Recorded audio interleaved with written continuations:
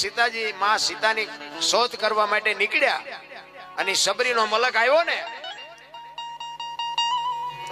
પ્રકૃતિ રામનું ભજન કરતી હતી. ઝાડવાના પાંદડા રામ રામ રામ બોલતા હતા. હુકા પાંદડામાંથી અવાજ આવતો. લક્ષ્મણ રામને પૂછે છે, મોટા ભૈયા કયો મલક આવ્યો? અહીં તો પ્રકૃતિ તમારું ભજન કરે છે.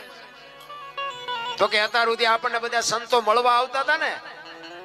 તો કે હા, આજ આપણે એક સંતને મળવા જવાનું છે. જો હામી ઝૂંપડી રહી ને એમાં એક ભીલની બાઈ મારા નામના જાપ કરે છે અને જૈન જોતો એ શું કરે છે.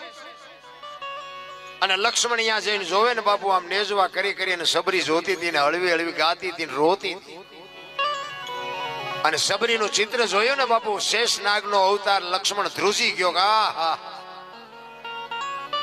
આ મારા ભાઈના નામ ઉપર એને આખી જિંદગી ઓળ ઘોળ કરી નાખી.